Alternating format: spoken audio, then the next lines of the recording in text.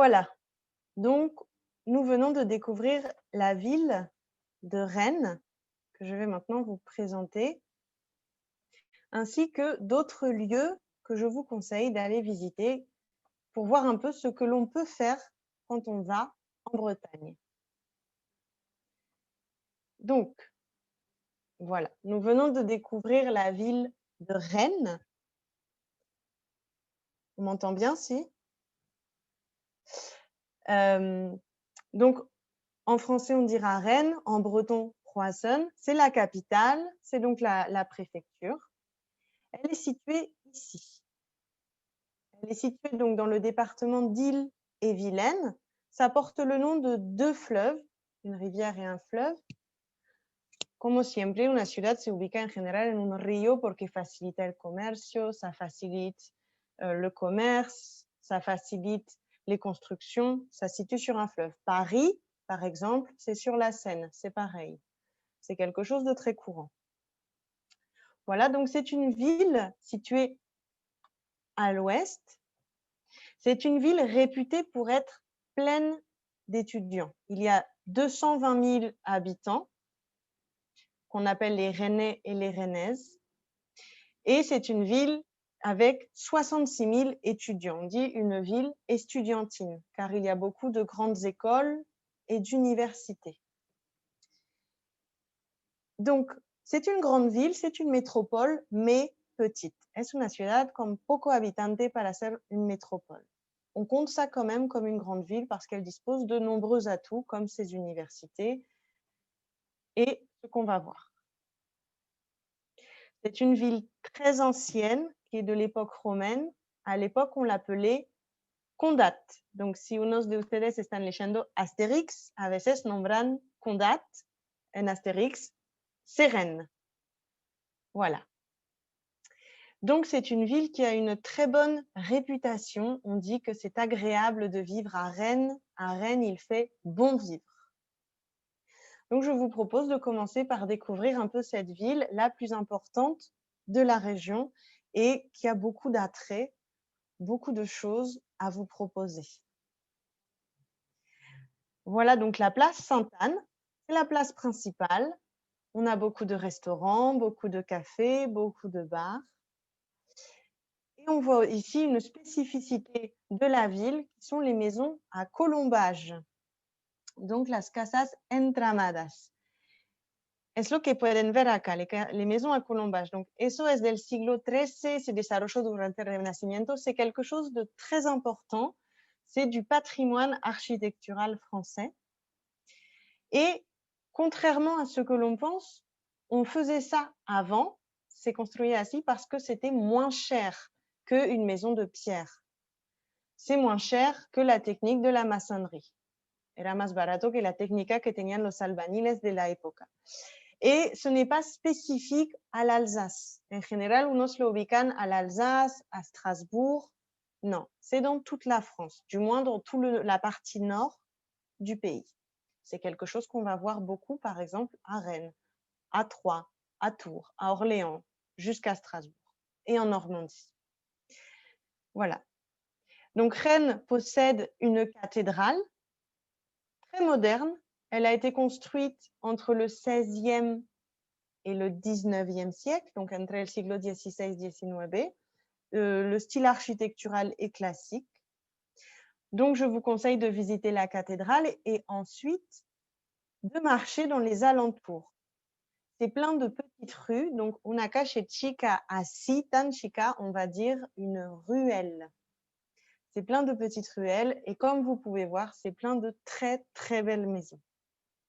Donc, flâner, ça veut dire marcher en prenant le temps. On peut flâner dans la ville, c'est très agréable. Et on peut aussi prendre le temps de flâner au marché, donc la feria. Se lo decían que se valoriza mucho los productos de la región allá.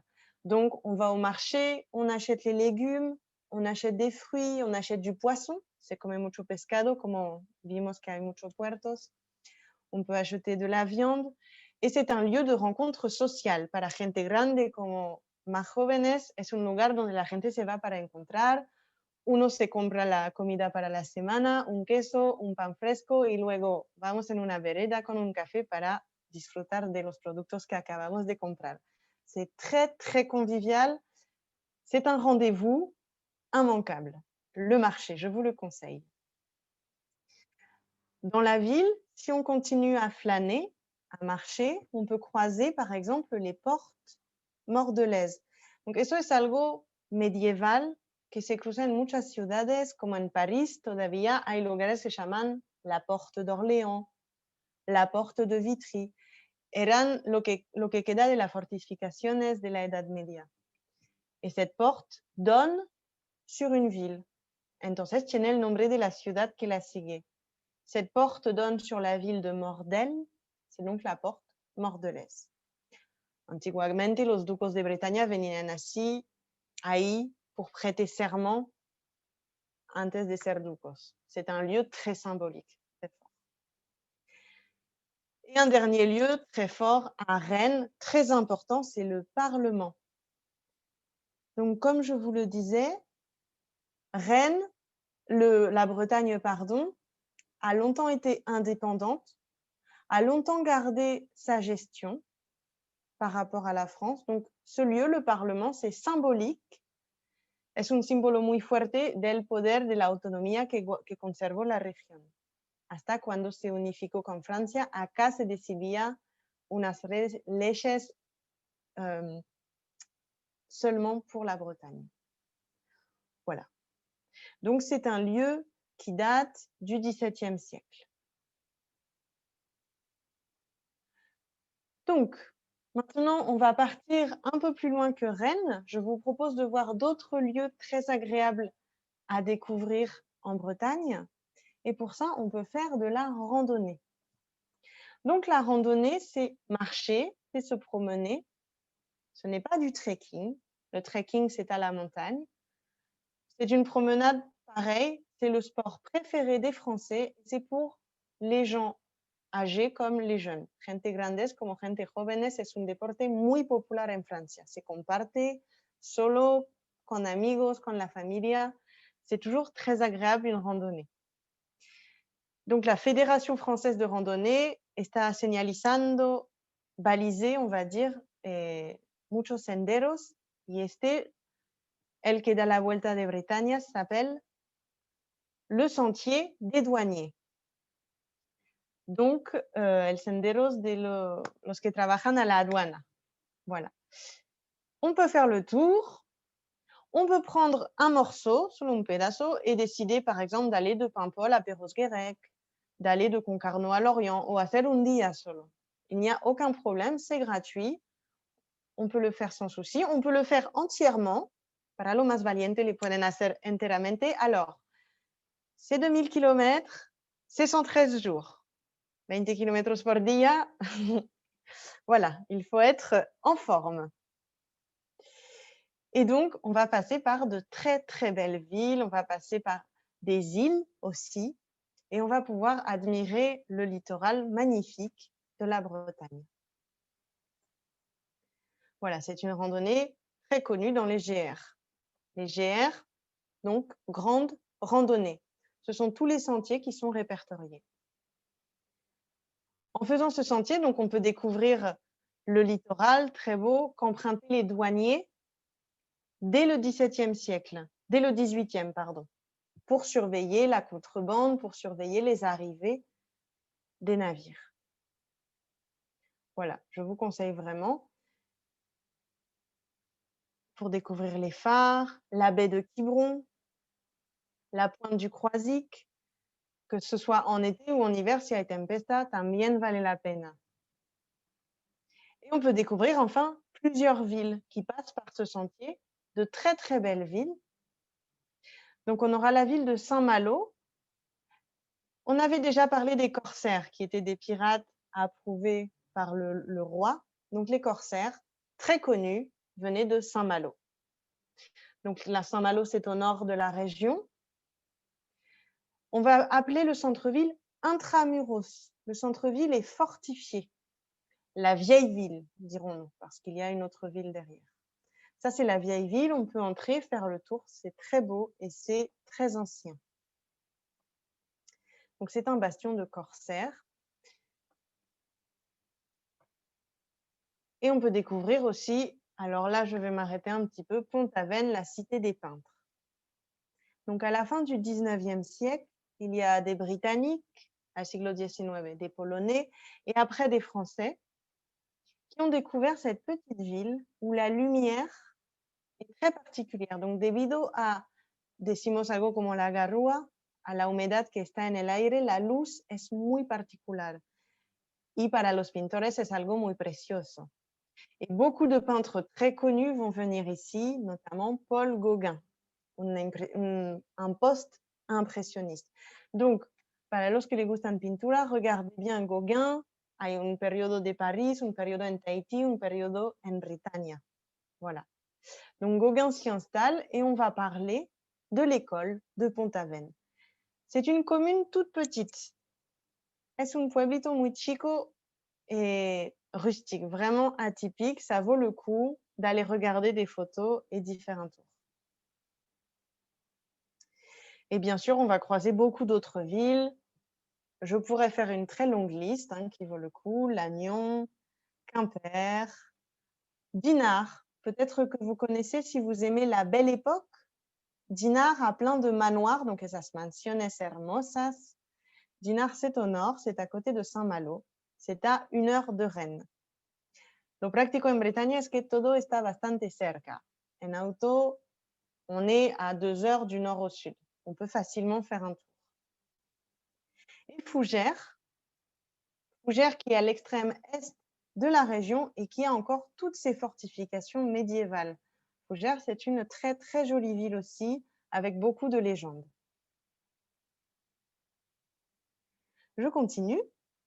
Donc, si on passe par ce sentier de randonnée très connu, ce qu'on va voir aussi et surtout, c'est le Mont Saint-Michel. Alors, j'espère que vous connaissez le Mont Saint-Michel. Après Paris, c'est la deuxième ville, deuxième monument le plus visité de France. Después de París, es el lugar más visitado en Francia. Il faut aller voir le Mont Saint-Michel. Bueno, espero que no están unos bretones entre ustedes parce que hay una pelea. Le Mont Saint-Michel está en la salida del río que se llama le Couesnon.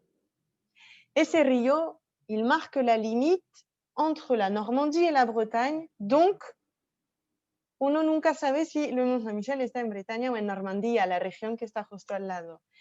Hay una pelea millénaire, réellement. Parce que le Mont Saint-Michel a commencé à être construit, donc la première église, au Xe siècle. C'est très, très, très ancien. C'est aussi pour ça que c'est un lieu très touristique. C'est très ancien, c'est un lieu chargé d'histoire. On a commencé à construire une abbaye, un monastère, donc una abadía, un lugar para monjas y monjes. Et donc, c'est devenu un lieu de pèlerinage, des pérégrinations. Ensuite, on a continué à construire tout autour. Después, al siglo XIV, hubo la guerra de 100 ans, la guerra de 100 años con Inglaterra. Acá construimos las fortificaciones que queda un poquito. Et quand on visite, on se rend compte qu'il y a beaucoup de styles architecturaux vraiment différents. C'est un chef-d'œuvre, una obra maestra, c'est vraiment un chef-d'œuvre d'architecture, un chef-d'œuvre d'histoire. También fue un lugar donde se conservó las bibliotecas desde el siglo X, así que fue un lugar muy importante también para los intelectuales. On gardait les livres. No, me imagino que saben que antes los que sabían escribir, la mayoría eran los monjes. Donc, ça s'appelait aussi la cité des livres. Et en 1979, donc, ça rentre au patrimoine mondial de l'UNESCO. Donc, en effet, c'est en Normandie, ce n'est pas en Bretagne, mais c'est au patrimoine mondial. Donc, también es un poco de todos. No es solamente de Normandía. Voilà. Et le sentier de randonnée passe devant donc sería una lástima de pasar y no visitarlas. Par exemple, on voit cette cathédrale avec la façade romane et l'intérieur, c'est une église, pardon, ce n'est pas une cathédrale. L'intérieur est gothique. L'intérieur a été détruit pendant la guerre de 100 ans et refait après. Et donc, tout le Mont Saint-Michel possède una variación arquitectural impressionnante. Voilà. Donc, je vous invite vraiment à le visiter. Et pour terminer, donc, on va vous montrer une petite vue du Mont Saint-Michel en drone. Un extrait d'une petite émission que va montrer ma collègue. Et je vous demande pardon donc, pour les petits impromptus techniques. Hein. Ustedes no están sin saber que las computadoras están muy caprichosas esos tiempos.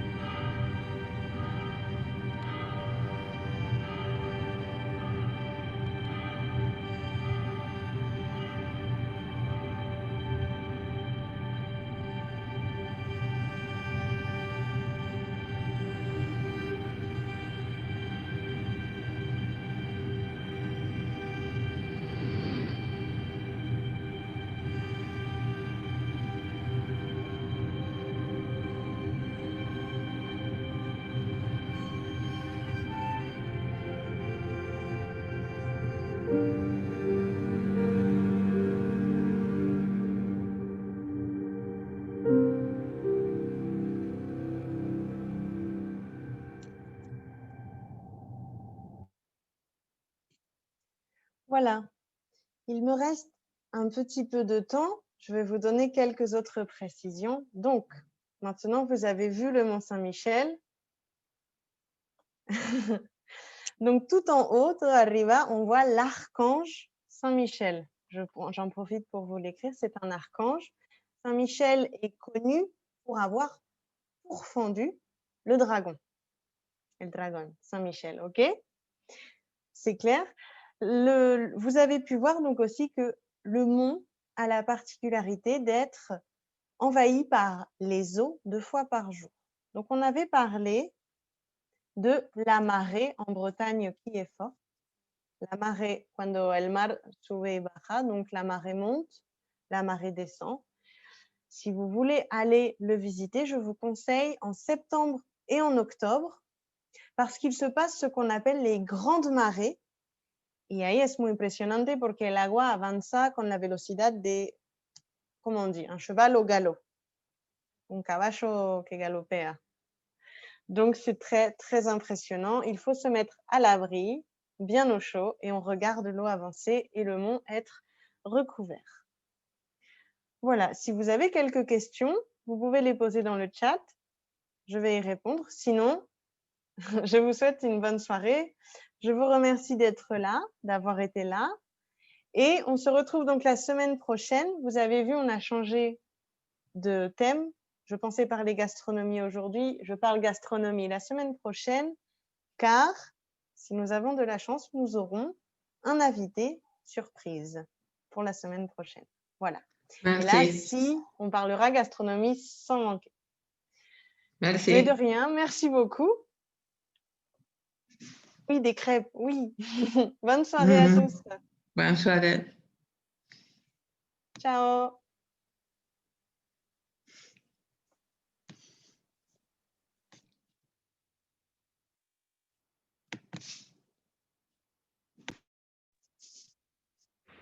Merci à